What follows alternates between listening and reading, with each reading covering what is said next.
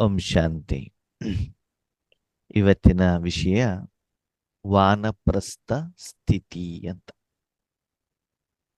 ವಾನ ಅಂತಂದ್ರೆ ವನ ಅಂತ, ಕಾಡು, ಅಡವಿ, ಅರಣ್ಯ ಅಂತ ಅರ್ಥ. ವಾನಪ್ರಸ್ಥ ಕಾಡಿನ ಕಡೆಗೆ, ಅರಣ್ಯದ ಕಡೆಗೆ, ಅಡವಿಯ ಕಡೆಗೆ ಹೋಗುವಂತಹ ಒಂದು ಸ್ಥಿತಿ. ಹಂಗಂದ್ರೆ ಏನು? ಮನುಷ್ಯನ ಜೀವನದಲ್ಲಿ 4 ಹಂತ ಇರ್ತದೆ. ಒಂದು ಬಾಲ್ಯ, ಯೌವನ, ಗೃಹಸ್ಥ, ವಾನಪ್ರಸ್ಥ. ಬಾಲ್ಯ, ಯೌವನ, ಗೃಹಸ್ಥ, ವಾನಪ್ರಸ್ಥ. ಬಾಲ್ಯ ಅಂತಂದ್ರೆ ಮಗು ಜನ್ಮ ಪಡ್ಕೊಂಡು ತಂದೆ ತಾಯಿಗಳನ್ನ ಪಾಲನೆ ಪಡ್ಕೊಂಡು ಶಿಕ್ಷಣವನ್ನ ಪಡೆಯುವವರೆಗೂ ಒಂದು ಬಾಲ್ಯತನ. ಯೌವನ ಅಂತಂದ್ರೆ ಕೆಲವೊಂದ್ಸಲ ಮೊದಲೆಲ್ಲ ಏನಾಗ್ತಿತ್ತು, ಸಣ್ಣ ವಯಸ್ಸಿನಲ್ಲಿ ಸ್ವಲ್ಪ ಎಜುಕೇಶನ್ ಇರ್ತಾ ಇತ್ತು. ಹೆಚ್ಚಿಗೆ ಅಂದ್ರೆ SSLC ಅಷ್ಟೇನೆ ಅಲ್ವಾ. ಇವತ್ತಿನ ದಿನದಲ್ಲಿ ಏನಾಗಿದೆ, ಶಿಕ್ಷಣ ಹೆಚ್ಚಿಗೆ ಆದಾಗ ಯೌವನಾವಸ್ಥೆಯಲ್ಲೂ ಕೂಡ ಶಿಕ್ಷಣವನ್ನು ಮಾಡಬೇಕಾದಂತ ಅನಿವಾರ್ಯತೆ ಬಂದಿದೆ. ಶಿಕ್ಷಣ ಮುಗಿದ ಮೇಲೆ ನೀವೇನು ನೌಕರಿಯನ್ನ ಮಾಡ್ತೀರಲ್ವಾ, ಅದು ಯೌವನಾವಸ್ಥೆ. ಅವಾಗ ಸ್ವಲ್ಪ ಬಿಸಿ ರಕ್ತ ಆಗ್ತದೆ. ನಾನು ಸಂಪಾದನೆ ಮಾಡಿದ್ದು, ನಾನು ಹೆಂಗ್ ಬೇಕಾದ್ರೂ ಖರ್ಚು ಮಾಡಬಹುದು, ನನ್ನನ್ನು ಯಾರು ಕೇಳ್ತಾರೆ ಹೇಳುವಂತ ಒಂದು ಯೌವನಾವಸ್ಥೆ, ಯುವಕತನ, ಯುವತಿತನ. ಆ ನಂತರದಲ್ಲಿ ಮದುವೆ ಆಗ್ತದೆ, ಜವಾಬ್ದಾರಿ ಸ್ಟಾರ್ಟ್ ಆಗ್ತದೆ. ಪರಿವಾರ, ಪತ್ನಿ, ಮಕ್ಕಳು, ಅವರನ್ನು ನೋಡ್ಕೊಳ್ಬೇಕು. ಅದು ಗೃಹಸ್ಥಾಶ್ರಮ. ಅದೆಲ್ಲ ಆದ್ಮೇಲೆ ಮಕ್ಕಳಾದ್ರು, ಮಕ್ಕಳಿಗೆ ಶಿಕ್ಷಣ, ಅವರಿಗೆ ಜಾಬು, ಅವರಿಗೆ ಮದುವೆ ಎಲ್ಲ ಆದಮೇಲೆ ಜೀವನದ ಅಂತಿಮ ಸಮಯದಲ್ಲಿ ವನದ ಕಡೆಗೆ ಹೋಗಿ ನಾನು ಮುಕ್ತಿ ಪಡಿಬೇಕು ಹೇಳುವಂತ ಅಭಿಲಾಷೆಯಿಂದ ವಿಶೇಷವಾಗಿ ಪಾರಮಾರ್ಥಿಕ ಸುಖವನ್ನ, ಪರಮಾತ್ಮನ ಸುಖವನ್ನ ಅನುಭವ ಮಾಡಬೇಕು. ಅದು ಅನುಭವ ಮಾಡಿಲ್ಲ ಅಂತಂದ್ರೆ ಜೀವನ ಅಪೂರ್ಣವಾಗತ್ತೆ ಹೇಳುವಂತ ಒಂದು ಕಾರಣದಿಂದ ಎಲ್ಲ ಜವಾಬ್ದಾರಿಯನ್ನ ಬಿಟ್ಟುಬಿಟ್ಟು ಕಾಡಿನ ಕಡೆಗೆ ಹೋಗ್ಬಿಟ್ಟು ಅಲ್ಲಿ ಕೇವಲ ಎಷ್ಟು ಬೇಕೋ ಅಷ್ಟು ಶರೀರಕ್ಕೆ ಬೇಕಾಗಿರುವಂತ ಗಡ್ಡೆ ಗೆಣಸುಗಳನ್ನ ತಿಂದು, ಅಲ್ಲಿರುವಂತ ಹಣ್ಣುಗಳನ್ನ ತಿಂದು ದಿನಪೂರ್ತಿ ಭಗವಂತನ ನೆನಪಿನಲ್ಲಿ ಇರ್ತಾ ಶರೀರವನ್ನು ಬಿಡುವಂಥದ್ದು ಮತ್ತು ಈ ಎಲ್ಲ ಭವ ಬಂಧನಗಳಿಂದ ದೂರವಾಗಿ ಭಗವಂತನ ನೆನಪಿನ ಸುಖವನ್ನ ಅನುಭವ ಮಾಡುವಂಥದ್ದಕ್ಕೆ ವಾನಪ್ರಸ್ಥ ಸ್ಥಿತಿ ಅಂತ ಹೇಳ್ತಾನೆ. ಅದಕ್ಕಾಗಿ ಹಳೆ ಕಾಲದಲ್ಲಿ ಜನ ಶರೀರವನ್ನ ಕಾಡಿನ ಕಡೆ ಕರ್ಕೊಂಡು ಹೋಗ್ತಾ ಇದ್ರು. ಎಲ್ಲಿ ಕಾಡಲ್ಲಿ ಹೋದಾಗ ಯಾರು ಕೂಡ ತೊಂದರೆಗಳು ಕೊಡೋದಿಲ್ಲ, ಯಾರ್ದು ಸಮಸ್ಯೆಗಳು ಬರೋದಿಲ್ಲ ಅಂತ ಹೇಳ್ಬಿಟ್ಟು ಹೇಳುವಂತ ಒಂದು ಉದ್ದೇಶ. ಅವಾಗ ಕಾಡಲ್ಲಿ ಹಣ್ಣು ಹಂಪಲುಗಳು ಕೂಡ ಸಿಗ್ತಾ ಇತ್ತು. ಕ್ರೂರ ಪ್ರಾಣಿಗಳಿದ್ರು ಕೂಡ ಏನು ತೊಂದರೆ ಕೊಡ್ತಾ ಇರ್ಲಿಲ್ಲ. ಕೆಲವೊಂದು ಕಾಡುಗಳು ಕ್ರೂರ ಪ್ರಾಣಿಗಳು ಕೂಡ ಇರ್ತಾ ಇರ್ಲಿಲ್ಲ. ಹೀಗೆ ಹಿಮಾಲಯಕ್ಕೆಲ್ಲ ಸಾಧು ಸಂತರು ಹೋಗ್ಬಿಟ್ಟು ತಪಸ್ಸನ್ನ ಮಾಡ್ತಾರಲ್ಲ ಗುಹೆಗಳಲ್ಲಿ, ಹಾಗೆ. ಅಂದ್ರೆ ಜೀವನದ ಅಂತಿಮ ಘಟ್ಟ. ಆ ಸಮಯದಲ್ಲಿ ಎಲ್ಲ ಶಬ್ದದಿಂದ, ಎಲ್ಲ ಇಚ್ಛೆಗಳಿಂದ, ಎಲ್ಲ ಆಸೆ ಆಕಾಂಕ್ಷೆಗಳಿಂದ ದೂರವಾಗಿ ಪರಮಾತ್ಮನ ನೆನಪಿನಲ್ಲಿ ಇರುವಂತ ಸ್ಥಿತಿಗೆ ವಾನಪ್ರಸ್ಥ ಸ್ಥಿತಿ ಅಂತ ಹೇಳ್ತಾರೆ. ಇದು ಶಾರೀರಿಕವಾಗಿ. ಇನ್ನು ನಾಟಕದ ಆಧಾರದಲ್ಲಿ ನೋಡಿದ್ರೆ ಬಾಬಾ ಹೇಳ್ತಾರೆ, ಸತ್ಯಯುಗ ಬಾಲ್ಯ, ತ್ರೇತಾಯುಗ ಯೌವನ, ದ್ವಾಪರಯುಗ ಗೃಹಸ್ಥಾಶ್ರಮ ಮತ್ತು ವಿಶೇಷವಾಗಿ ಕಲಿಯುಗದ ಅಂತ್ಯ ಮತ್ತು ಸಂಗಮಯುಗ ಹೇಳುವಂಥದ್ದು ವಾನಪ್ರಸ್ಥ ಸ್ಥಿತಿ. ಹಾಗಿದ್ರೆ ಆಧ್ಯಾತ್ಮಿಕವಾಗಿ ವಾನಪ್ರಸ್ಥ ಸ್ಥಿತಿ ಅಂತಂದ್ರೆ ಏನು? ಶಾರೀರಿಕವಾಗಿ ನಾವು ತಿಳ್ಕೊಂಡ್ವಿ 4 ಹಂತವನ್ನ. ಆಧ್ಯಾತ್ಮಿಕವಾಗಿ ಹೇಗೆ? ಮೊದಲು ನಮ್ಗೆ ಈಶ್ವರ ಜ್ಞಾನ ಸಿಗತ್ತೆ, ಬಾಲ್ಯತನ. ಆಮೇಲೆ ಜೋಶ್ ಬರ್ತದೆ, ಏನಂತ ನಾನು ಪಾಂಪ್ಲೆಟ್ಸ್ ಕೊಡಬೇಕು, ಅದು ಮಾಡಬೇಕು, ಇದು ಮಾಡಬೇಕು, ಸೇವೆ ಕೊಡಬೇಕು ಹೇಳುವಂತ ಜೋಶ್ ಇದ್ಬಿಟ್ಟು ಓಡಾಡ್ತೀವಿ. ಅದ್ಯಾವುದು? ಯೌವನ, ಜೋಶ್. ಆಮೇಲೆ ಗೃಹಸ್ಥಾಶ್ರಮ. ಆಮೇಲೆ ಅನ್ಸತ್ತೆ, ನಮ್ಮ ಪರಿವಾರದವ್ರಿಗೂ ಕೂಡ ಈಶ್ವರ ಜ್ಞಾನ ಕೊಡಬೇಕು, ನಮ್ಮ ರಕ್ತ ಸಂಬಂಧಿಗಳಿಗೂ ಕೂಡ ಕೊಡಬೇಕು ಹೇಳುವಂತ ಒಂದು ಮನೋಭಾವ. ಈಶ್ವರ್ಯ ಪರಿವಾರವನ್ನ ಹೆಚ್ಚಿಗೆ ಮಾಡಬೇಕು, ಎಲ್ಲರಿಗೂ ಭಗವಂತನ ಸಂದೇಶ ಕೊಡಬೇಕು ಅಂತ. ಕೊಡಬೇಕು ಅಂತ ಹೋದಾಗಲೇ ಕೆಲವೊಂದ್ಸಲ ಇನ್ಸಲ್ಟ್ ಆಗ್ತದೆ, ಬೇಜಾರಾಗ್ತದೆ, ಮನಸ್ಸಿಗೆ ತೊಂದರೆ ಆಗ್ತದೆ. ಅವಾಗ ಏನ್ ಅನ್ಸುತ್ತೆ, ಈ ಸಹವಾಸನೆ ಬೇಡಪ್ಪ ಅಂತ ಅನ್ಸುತ್ತೆ. ಹ್ಮ್ ಅವಾಗ ಸುಮ್ನೆ ತಪಸ್ಸು ಮಾಡ್ತಾ ಕೂತ್ಕೊಳ್ಳೋಣಪ್ಪ, ಬೇರೆ ಏನು ಬೇಡ. ಲೌಕಿಕದವರು ಬೇಡ, ಅಲೌಕಿಕದವರು ಬೇಡ, ಈ ಗೋಜೆಲೆ ಬೇಡ, ಯಾರ್ದು ಸೇವೆ ಚಿಂತೆನೂ ಕೂಡ ಬೇಡ. ಹೇಗೆ ಬ್ರಹ್ಮ ಬಾಬಾ ತಮ್ಮ ಜೀವಿತಾವಧಿಯ ಅಂತಿಮ ಸಮಯದಲ್ಲಿ ಶಾಂತವಾಗಿರ್ತದೆ. ಅಂದ್ರೆ ವಾಣಿ ಸೇ ಪರೇ, ಮಾತು ಕಡಿಮೆ ಆಗ್ಬೇಕು. ಯಾರಿಂದ? ಮೊದಲನೇದಾಗಿ ವರ್ತಮಾನ ಸಮಯದಲ್ಲಿ ಮೊಬೈಲ್ ಜೊತೆಗೆ ಮಾತಾಡೋದು ಕಡಿಮೆ. ಮೊಬೈಲಲ್ಲಿ ಮಾತಾಡೋದು, ಯೂಟ್ಯೂಬು, ಗೂಗಲ್ಲು, ಸೀರಿಯಲ್ಲು, ಫಿಲ್ಮು, ಇದನ್ನೆಲ್ಲ ನೋಡೋದು ಮೊದಲು ಕಡಿಮೆ ಆಗ್ಬೇಕು ಮೊಬೈಲ್ ಜೊತೆ. ಎರಡನೇದು, ಜನರ ಜೊತೆಗೆ ಮಾತಾಡೋದು. ನಿಮ್ಮ ಮಗಳೇನ್ ಮಾಡ್ತಾರೆ, ಯಾವ ಜಾಬಲ್ಲಿ ಇದ್ದಾರೆ, ಎಷ್ಟು ಸಂಬಳ, ಮದುವೆ ಆಗಿದೆಯಾ, ಡೈವರ್ಸ್ ಆಗಿದೆ ಅಂತಲ್ಲ, ಕಾರಣ ಏನು, ಮದುವೆಗೆ ಎಷ್ಟು ವರದಕ್ಷಿಣೆ ಕೊಡ್ತಾ ಇದ್ದೀರಿ, ಹೀಗೆ ಊರ್ ಸುದ್ದಿ ತುಂಬಾ ಆಸಕ್ತಿ ಕೊಡ್ತದೆ. ದೇಶ ವಿದೇಶದ ಸುದ್ದಿ, ವಿಷಯ ತಿಳ್ಕೊಳ್ಳೋದ್ರಲ್ಲಿ ತಪ್ಪಿಲ್ಲ, ಆದ್ರೆ ಮಾತು ಮಾತು ಮಾತು ಮಾತು ಅಲ್ವಾ. ಅದಕ್ಕಾಗಿ ಬೇರೆಯವರ ಜೊತೆಗೆ ಮಾತನ್ನು ಕೂಡ ಕಡಿಮೆ ಮಾಡಬೇಕು. ನೆಕ್ಸ್ಟ್, ನಿಮ್ಮ ಮನಸ್ಸಿನ ಜೊತೆಗೆ ಮಾತಾಡೋದು. ಹಿಂಗಾಗ್ಬಿಡತ್ತೇನೋ, ಏನಾಗ್ಬಿಡತ್ತೇನೋ, ಮುಂದೆ ಏನಾಗ್ಬಿಡತ್ತೇನೋ, ಹಿಂಗಾಗಬಾರ್ದಿತ್ತಲ್ಲ, ಹಾಗಾಗಬೇಕಿತ್ತಲ್ಲ, ಹೀಗೆ ಸ್ವಯಂ ನಿಮ್ಮನ್ನು ನೀವು ಮಾತಾಡ್ಕೊಳ್ಳುವಂತ ಇದನ್ನು ಕಡಿಮೆ ಮಾಡಬೇಕು. ಪರಮಾತ್ಮ ಜೊತೆಗೆ ಮಾತಾಡೋದು ಅಲ್ವಾ. ಮೊದಲು ಏನ್ ಮಾಡ್ತೀವಿ, ಮೊಬೈಲಲ್ಲಿ ಮಾತಾಡ್ತಿರ್ತೀವಿ. ಅದನ್ನು ಕಡಿಮೆ ಮಾಡ್ತಾ ಹೋದಾಗ ನೀವು ನೋಡ್ತಾ ಹೋಗಿ ಆತ್ಮೀಯರೇ, ಇವತ್ತು ಕಲಿಯುಗದಲ್ಲಿ ಸ್ವಲ್ಪ ಸಮಯದಲ್ಲಿ ಮೊಬೈಲ್ ಬಂದಾಗ ಇಷ್ಟು ಬೇಗ ಜನ ಮೊಬೈಲ್ ಜೊತೆಗೆ ಮಾತಾಡ್ತಾ ಇದ್ದಾರೆ. ಪಕ್ಕದಲ್ಲಿ ಸಂಬಂಧಿಕರು ಇದ್ರು, ಅಪ್ಪ ಅಮ್ಮ ಇದ್ರು, ಮಾತಾಡೋದಿಲ್ಲ, ಮೊಬೈಲಲ್ಲೇ ಅಂತಂದ್ರೆ ಏನು, ಇವತ್ತು ಮೆಸೇಜ್, ಫೋನ್ ಕಾಲ್ ಮಾಡೋದು ಕೂಡ ಕಡಿಮೆ ಆಗ್ಬಿಟ್ಟಿದೆ. ಅಂದ್ರೆ ದಿನದಿಂದ ದಿನಕ್ಕೆ ನಾವೇನಾಗ್ತಿದ್ದೀವಿ, ಹೆಚ್ಚಿನ ವಾಣಿಯಲ್ಲಿ ಶಬ್ದದಲ್ಲಿ ಬರ್ತಾ ಇದ್ದೀವಿ.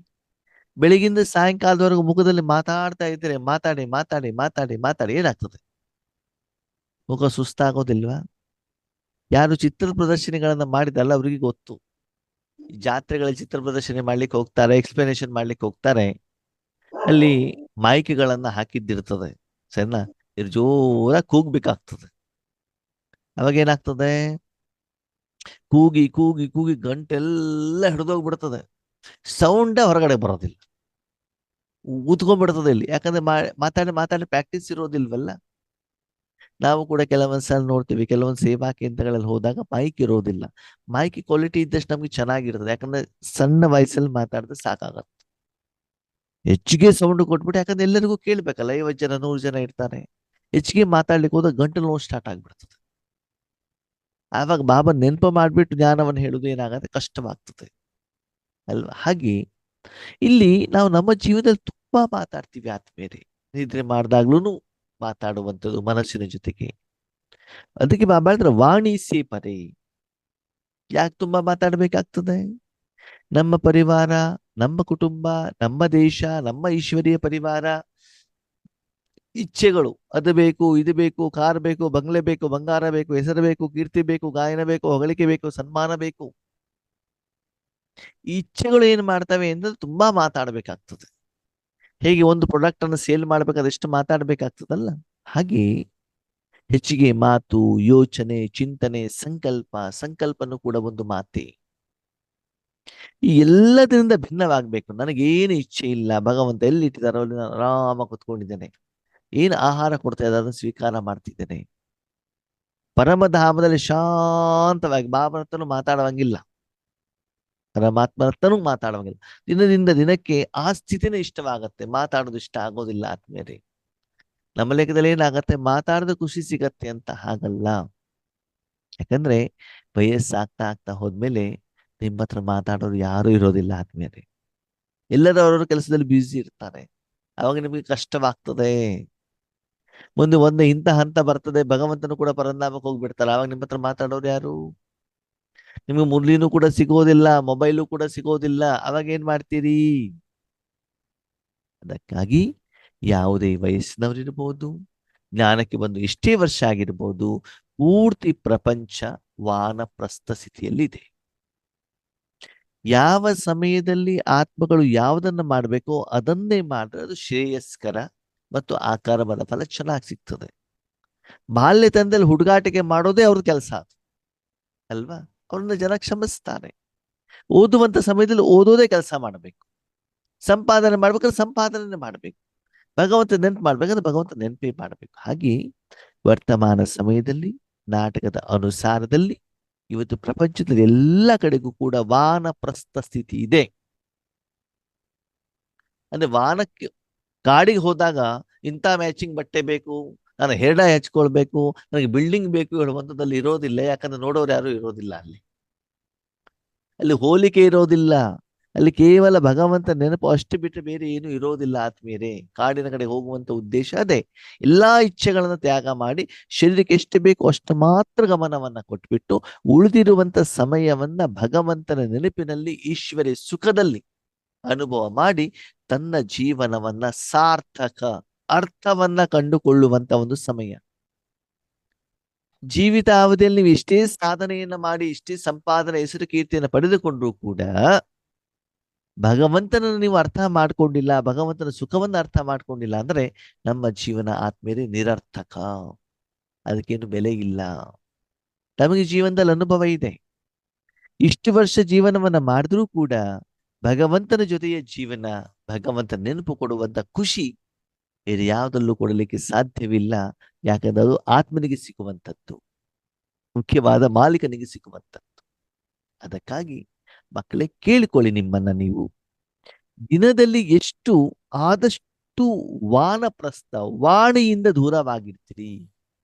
ನಾನ್ ಪರಧಾಮದಲ್ಲಿದ್ದೇನೆ, ಶಕ್ತಿ ಬರ್ತಾ ಇದೆ, ಕಿರಣ ಬರ್ತಾ ಇದೆ, ರೆಡ್ ಲೈಟ್ ಬರ್ತಾ ಇದೆ, ಇನ್ನು ವಾಣಿಯಿಂದ ದೂರ ಆಗಿಲ್ಲ, ನೀನು ಇನ್ನು ಮಾತಾಡ್ತಾನೆ ಇದ್ದೀರಿ ಅಂತೆಲ್ಲ ಲೆಕ್ಕ.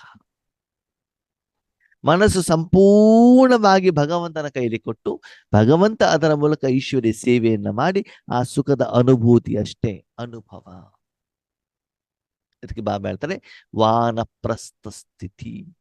ಅದಲ್ಲಿ ಸೇವೆಯ ಚಿಂತೆನೂ ನಿಮ್ಗೆ ಇರೋದಿಲ್ಲ.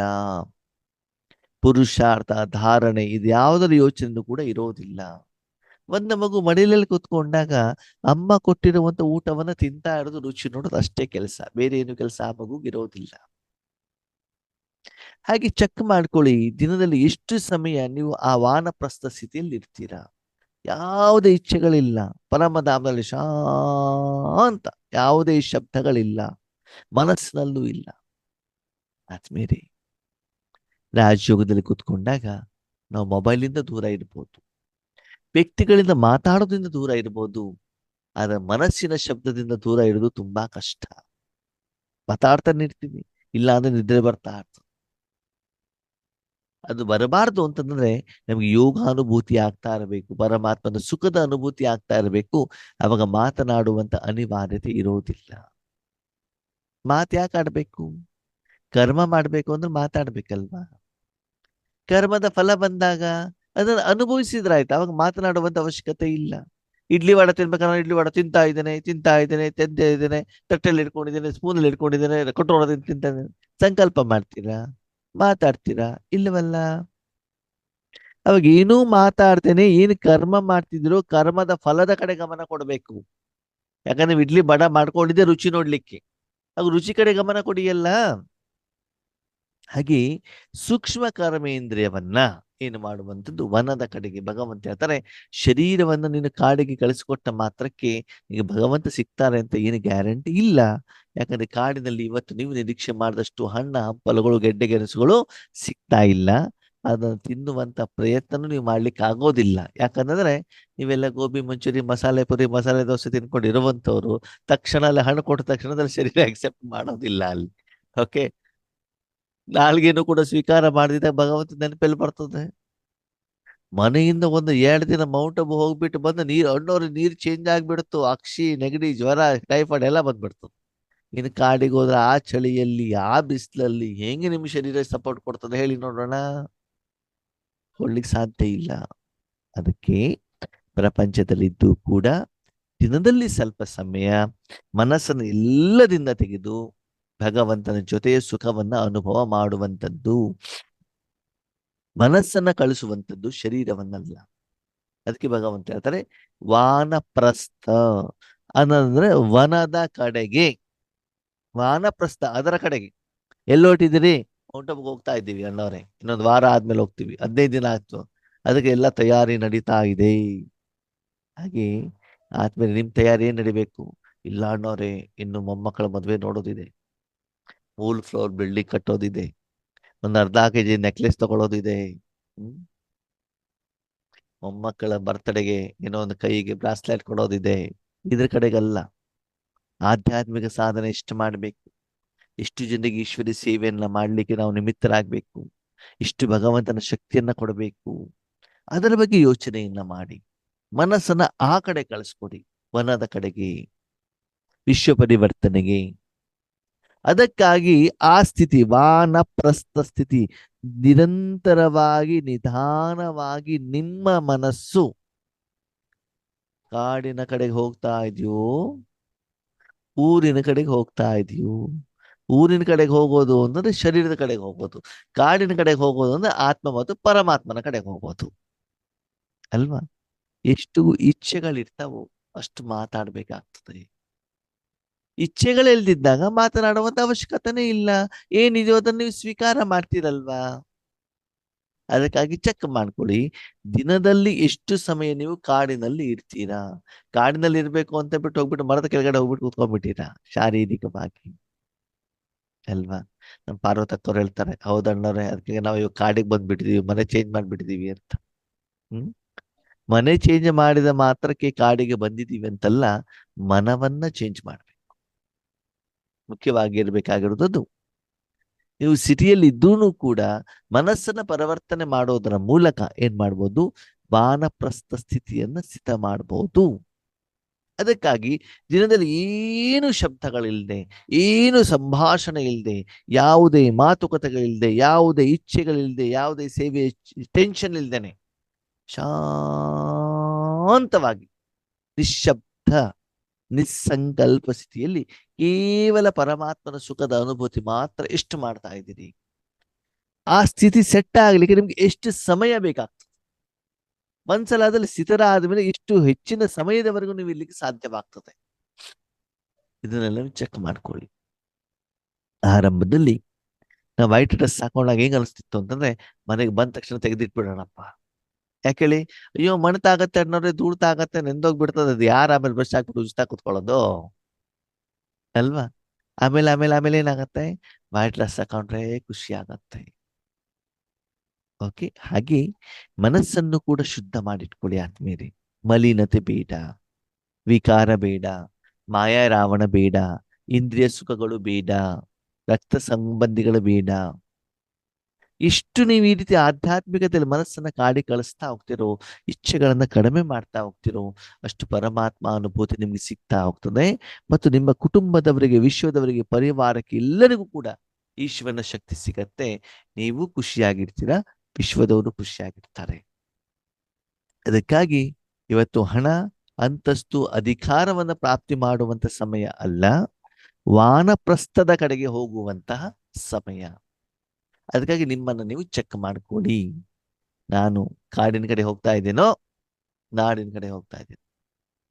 ಕೆಲವೊಂದ್ಸಲ ನಾವು ಕೇಳ್ತೀವಿ, ಅಕ್ಕವ್ರೆ ಹೇಗಿದ್ದೀರಾ, ಅಣ್ಣವ್ರೆ ಹೇಗಿದ್ದೀರಾ ಅಂತಂದ್ರೆ, ಏನ್ ಮಾಡೋದು ಅಣ್ಣವ್ರೆ, ಊರೆಲ್ಲ ಟಾಟಾ ಹೇಳ್ತಾ ಇದೆ, ಕಾಡು ಬಾಬಾ ಅಂತ ಹೇಳ್ತಾ ಇದೆ ಅಂತ. ಅಂದ್ರೆ ಮಣ್ಣಿ ನೋವು, ಬೆನ್ನೋವು, ಸೊಂಟ ನೋವು.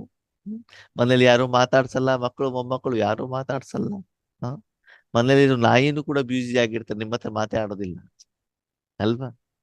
ನಾವು ಒಬ್ಬಂಟಿ ಆಗ್ಬಿಡ್ತೀವಿ ಆತ್ಮೀಯರೇ. ಅದಕ್ಕಾಗಿ ಮುಂದೆ ಆ ಪರಿಸ್ಥಿತಿ ಬರೋದಿದೆ, ಅದಕ್ಕಾಗಿ ನಾವು ಈಗಲೇ ರೆಡಿ ಆಗೋದು ಉತ್ತಮ ಅಲ್ವಾ? ಹ್ಮ್ ಅದಕ್ಕಾಗಿ ನಿಮ್ಮನ್ನ ನೀವು ಚೆಕ್ ಮಾಡ್ಕೊಳ್ಳಿ.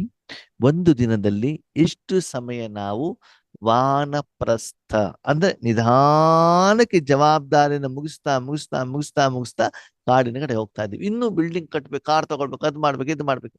ಇದು ವಾನಪ್ರಸ್ಥ ಸ್ಥಿತಿ ಅಲ್ಲ.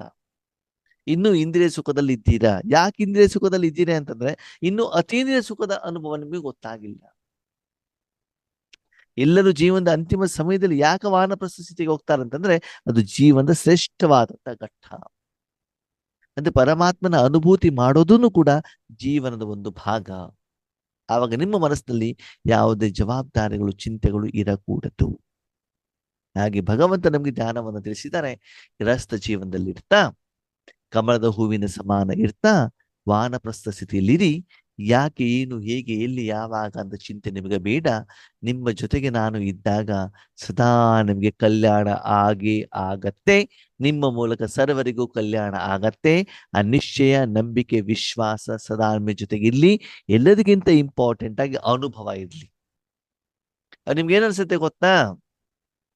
ಕೆಲ್ಸ ಆಯ್ತಾ, ಶಾಂತ ಕುತ್ಕೊಬಿಡಿ. ಶಾಂತ ನಿದ್ರೆ ಅಲ್ಲ, ಜುಟ್ಕ ಹೊಡೆಯುವುದಲ್ಲ, ಅದಲ್ಲ. ಶಬ್ದದಿಂದ ದೂರವಾಗಿ ಶಾಂತಿಯ ಅನುಭೂತಿಯಲ್ಲಿ ನಾವು ಕುತ್ಕೊಂಡ್ಬಿಡೋಣ ಅಂತ ಅನ್ಸುತ್ತೆ.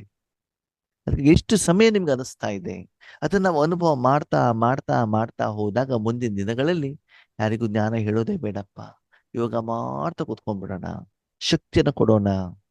ವರ್ತಮಾನ ಮುರಳಿಗಳಲ್ಲೂ ಕೂಡ ಬಾಬಾ ಅದನ್ನು ಹೇಳ್ತಾ ಇದ್ದಾರೆ. ಶಕ್ತಿ ಕೊಡುವಂತ ಕೋರ್ಸ್ ಅನ್ನ ಮಾಡಿ, ಫೋರ್ಸ್ ಅನ್ನ ಕೊಡಿ. ಜನರಿಗೆ ಅದರ ಅವಶ್ಯಕತೆ ಇದೆ. ಜ್ಞಾನ ಬೇಕಾಗಿಲ್ಲ, ಜನರಿಗೆ ಶಕ್ತಿ ಬೇಕು. ಇವತ್ತಿನ ಜನರಿಗೆ ಜ್ಞಾನ ಬೇಡ, ನಿಮ್ಮ ಹಣ ಬೇಕು, ನಿಮ್ಮ ಆಸ್ತಿ ಬೇಕು ಅಷ್ಟೇ. ನಿಮ್ಮ ಜ್ಞಾನ ತಗೊಂಡವ್ರೇನ್ ಮಾಡ್ತಾರೆ? ಹಳೆ ಕಾಲದಲ್ಲಿ ನಮ್ಗೆಲ್ಲ ತಂದೆ ತಾಯಿಗಳು ಏನ್ ಮಾಡಿದ್ರು, ಶಿಕ್ಷಣವನ್ನ ಕೊಟ್ಟಿದ್ರು. ಆ ಶಿಕ್ಷಣದಲ್ಲಿ ನೀನ್ ಸಂಪಾದನೆ ಮಾಡು ಅಂತ.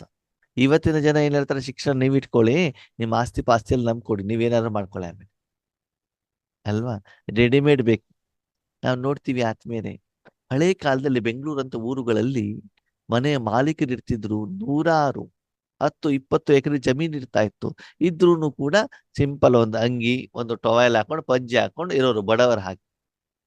ಇವತ್ತಿನ ನ್ಯೂ ಜನರೇಷನ್ ಜಮೀನೆಲ್ಲ ಸೇಲ್ ಮಾಡಿ ಒಂದು ಬಂಗ್ಲೆ ಕಟ್ಕೊಂಡು, ಮನೆ ಎದುರುಗಡೆ ಒಂದು ಇನ್ನೋವಾ ಕಾರ್ ಇಟ್ಕೊಂಡ್ಬಿಟ್ಟು ಆರಾಮಾಗಿ ಮನೇಲಿ ನಾಯಿ ಇಲ್ದಿದ್ರು ಕೂಡ ನಾಯಿ ಇದೆ ಎಚ್ಚರಿಕೆ ಅಂತ ಒಂದು ಬೋರ್ಡ್ ಹಾಕಿ, ಜನ ಯಾರು ಒಳಗಡೆ ಬರಬಾರ್ದು ಅಂತ ಹೇಳ್ಬಿಟ್ಟು ಏನ್ ಮಾಡ್ತಾ ಇದ್ದಾರೆ, ಇಂದ್ರಿಯ ಸುಖದಲ್ಲಿ ಮಸ್ತ್ ಆಗಿದ್ದಾರೆ, ಅಲ್ವಾ? ಹಳೆ ಕಾಲದಲ್ಲಿ ಜನರಿಗೆ ಆಸ್ತಿ ಇರ್ತಾ ಇತ್ತು, ಅದ ತೋರ್ಸ್ಕೊಳ್ತಾ ಇರ್ಲಿಲ್ಲ. ಇನ್ನೂ ಕೆಲವರು ಹಣ ಇಲ್ಲ ಅಂತಂದ್ರೂ ಕೂಡ ಬ್ಯಾಂಕ್ ಲೋನ್ ತೆಗೆದು ಕಾರ್ ತಗೊಂಡು, ಬಿಲ್ಡಿಂಗ್ ತಗೊಂಡು ಏನ್ ಮಾಡ್ತಾ ಇದ್ದಾರೆ, ಇಂದ್ರಿಯ ಸುಖದ ಕಡೆಗೆ ವಾಲ್ತಾ ಇದ್ದಾರೆ. ಯಾಕಂದ್ರೆ ಅದು ಒಂದು ದಿನ ವಿನಾಶವಾಗತ್ತೆ ಹೇಳುವಂತ ವಾಸ್ತವಿಕತೆ ಜನರಿಗಿನ್ನೂ ಗೊತ್ತಿಲ್ಲ. ಅದಕ್ಕಾಗಿ ಶಾಶ್ವತವಾಗಿರುವಂಥದ್ದು, ಅವಿನಾಶಿಯಾಗಿರುವಂಥದ್ದು, ಸತ್ಯವಾಗಿರುವಂಥದ್ದು, ನಿಜ ಸುಖ ಕೊಡುವಂತಹ ಕರ್ಮದ ಕಡೆಗೆ, ಸಾಧನೆ ಕಡೆಗೆ ಹೆಚ್ಚಿನ ಗಮನವನ್ನ ಕೊಡಿ. ಅದಕ್ಕಾಗಿ ಮಾತನ್ನ ಕಡಿಮೆ ಮಾತಾಡಿ, ಅಲ್ವಾ? ಮಾತು ಬೆಳ್ಳಿ, ಏನು ಮಾತು ಬಂಗಾರ, ಬೆಳ್ಳಿ ಮೌನ ಏನೋ ಒಂದು ಹೇಳ್ತಾರೆ. ಎಕ್ಸಾಕ್ಟ್ ನೆನಪಿಲ್ಲ ನನಗೆ ಈಗ ಆತಿ. ಸರಿ, ಮಾತು ಬೆಳ್ಳಿ, ಮೌನ ಬಂಗಾರ. ಮಾತು ಬೆಳ್ಳಿ, ಮೌನ ಬಂಗಾರ. ಅದಕ್ಕೆ ಬಂಗಾರದ ಯೋಗದಲ್ಲಿ ಹೋಗ್ಬೇಕು ಅಂದ್ರೆ ಏನ್ ಮಾಡ್ಬೇಕು, ಮೌನವಾಗಿರ್ಬೇಕು.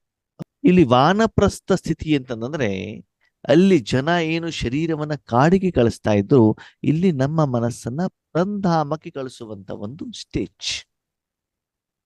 ಪರಮಧಾಮದಲ್ಲಿ ಏನೂ ಶಬ್ದಗಳಿರೋದಿಲ್ಲ, ಏನು ಸಂಭಾಷಣೆ ಹೇಳುವಂಥದ್ದು ಇರೋದಿಲ್ಲ.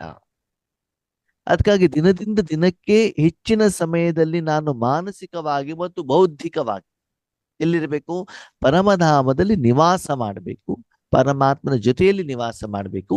ಕೇವಲ ಪರಮಾತ್ಮನ ಸುಖದ ಅನುಭವ ಮಾತ್ರ ಮಾಡುವಂಥದ್ದು.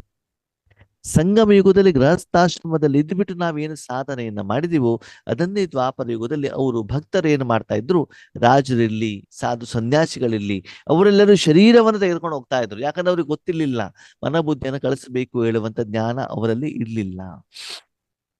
ಅದಕ್ಕಾಗಿ ನಿಮ್ಮ ಶರೀರ ಎಲ್ಲೇ ಇದ್ರೂ ಕೂಡ ನಿಮ್ಮ ಮನಸ್ಸನ್ನ ಪರಮಧಾಮದಲ್ಲಿ ಇಡಬೇಕು, ಮೌನವಾಗಿರಬೇಕು, ಪರಮಾತ್ಮನ ಸುಖದ ಅನುಭೂತಿಯನ್ನ ಮಾಡಬೇಕು. ಇದೇನೇ ವಾನಪ್ರಸ್ಥ ಸ್ಥಿತಿ. ಒಂದು ವಿಷಯ ಗೊತ್ತಿರಲಿ, ಪರಮಧಾಮದಲ್ಲಿ ಇದ್ದೂ ಕೂಡ ನಾನು ಮಾಸ್ಟರ್ ಸರ್ವಶಕ್ತಿವಂತನಾಗಿದ್ದೇನೆ, ಶಕ್ತಿ ಹೋಗ್ತಾ ಇದೆ, 3 ಲೋಕಕ್ಕೆ ಹೋಗ್ತಾ ಇದೆ, ವಿಶ್ವ ಕಲ್ಯಾಣ ಆಗ್ತಾ ಇದೆ, ಇದು ಕೂಡ ವಾನಪ್ರಸ್ಥ ಸ್ಥಿತಿ ಅಲ್ಲ. ಯಾಕೆ ಗೊತ್ತಾ? ಮನಸ್ಸಲ್ಲಿ ಸಂಕಲ್ಪ ನಡೀತಾ ಇದೆ ಅಲ್ಲ, ವಿಶ್ವ ಕಲ್ಯಾಣ ಆಗ್ತಾ ಇದೆ, ಮೌನ ಇಲ್ಲಾದ್ರಿ. ಶಕ್ತಿಗಳು ಪ್ರವಾಹ ಆಗ್ತಾ ಇದೆ, ಮೌನ ಇಲ್ಲಾಗಿದ್ದೀರಿ. ಕೇವಲ ಪರಮಾತ್ಮನ ಶಕ್ತಿ ನಿಮ್ಮ ಮೂಲಕ ಪಾಸ್ ಆಗ್ತಿದೆ, ಮುಂದೆಲ್ಲ ಹೋಗ್ತದೆ ನಿಮ್ಗೆ ಬೇಡ. ಆ ಅನುಭೂತಿ ಅಷ್ಟೇ. ಭಗವಂತನ ಜೊತೆಯಲ್ಲಿ ಇದ್ಬಿಟ್ಟು ಶಾಂತಿ, ಪರಮಧಾಮದಲ್ಲಿ ಹೆಚ್ಚಿನ ಸಮಯವನ್ನು ನೀವು ಇರಬೇಕಾಗ್ತದೆ.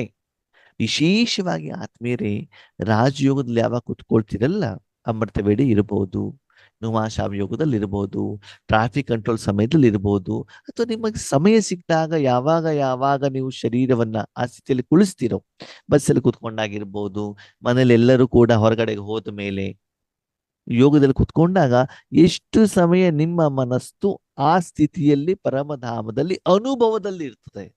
ಬಾಯಲ್ಲಿ ಹೇಳೋದಲ್ಲ, ಅನುಭವ. ಆತ್ಮನಿಗೆ ಅನುಭವ ಆಗಿಲ್ಲ ಅಂತಂದ್ರೆ ಆತ್ಮ ತನ್ನ ಮನಸ್ಸು ಬುದ್ಧಿಯನ್ನ ಅಲ್ಲಿ ಹೆಚ್ಚಿನ ಸಮಯದಲ್ಲಿ ಸ್ಥಿತ ಮಾಡ್ಲಿಕ್ಕೆ ಸಾಧ್ಯವಿಲ್ಲ. ಆತ್ಮನಿಗೆ ಅನುಭವ ಬೇಕಾಗ್ತದೆ, ಸರಿನಾ? ಅದಕ್ಕಾಗಿ ವಾನಪ್ರಸ್ಥ ಅಂತಂದ್ರೆ ಮನಸ್ಸನ್ನ ಪರಮಧಾಮದಲ್ಲಿ ನಿಸ್ಸಂಕಲ್ಪ ಸ್ಥಿತಿಯಲ್ಲಿ ಇಡುವಂಥದ್ದು. ಅದು ಪುರುಷಾರ್ಥದ ಸ್ಥಿತಿನೂ ಅಲ್ಲ, ಅದು ಸೇವೆಯ ಸ್ಥಿತಿನೂ ಅಲ್ಲ. ನೀವು ಮತ್ತು ಬಾಬಾ ಅಷ್ಟೇ. ಬಾಬಾ ಏನು ಶಕ್ತಿಯನ್ನು ಕೊಡ್ತಾ ಇದ್ದಾರೋ ಮೌನವಾಗಿ ಅನುಭವಿಸು. ಅಮ್ಮನ ಮಡಿಲಲ್ಲಿ ಕುತ್ಕೊಂಡಿದ್ದೇನೆ, ಅಮ್ಮ ತುತ್ತು ತಗೊಂಡು ಬರ್ತಾರೆ, ಬಾಯಿ ಓಪನ್ ಮಾಡೋದು, ತಿನ್ನೋದು. ಒಂದು ತುತ್ತು ಅಮ್ಮ ಏನ್ ಮಾಡ್ತಾರೆ, ಹಾಲುವನ್ನ ಕೊಡ್ತಾರೆ. ನೆಕ್ಸ್ಟ್ ತುತ್ತಲು ಉಪ್ಪಿನಕಾಯಿ ನಾಲಿಗೆ ಹಚ್ತಾರೆ. ನೆಕ್ಸ್ಟ್ ಅಲ್ಲಿ ಯಾವ್ದೋ ಜಿಲೇಬಿ ತಿನ್ನಿಸ್ತಾರೆ. ಏನು ಕೊಡ್ತಾರ ಅದನ್ನೇನ್ ಮಾಡೋದು, ತಿಂತಾ ಇರೋದು. ತಂದಾಗ ಬಾಯಿ ಓಪನ್ ಮಾಡೋದು, ಅನುಭವಿಸೋದು ಅಷ್ಟೇ. ಅದೆಲ್ಲ ಆ ರುಚಿನೂ ಇರ್ತದೆ, ತಾಯಿಯ ಪ್ರೀತಿನೂ ಕೂಡ ಇರ್ತದೆ. ಅದಕ್ಕಾಗಿ ನೀವು ಯಾವುದೋ ಪುರುಷಾರ್ಥ ಸಾಧನೆ ತಪಸ್ಸು ಸೇವೆ ಮಾಡಿಬಿಟ್ಟು ಸುಖದ ಅನುಭವ ಅಲ್ಲ ಅದು. ಸುಮ್ಮನೆ ಮನಸ್ಸು ಬುದ್ಧಿನ ಪರಮಾತ್ಮ ಜೊತೆ ಇಟ್ಟರಾಯ್ತು ಅಷ್ಟೇ, ಅನುಭವವನ್ನು ಮಾಡುವಂಥದ್ದು. ಇದು ವಾನಪ್ರಸ್ಥ ಸ್ಥಿತಿ. ಓಕೆ, ಓಂ ಶಾಂತಿ.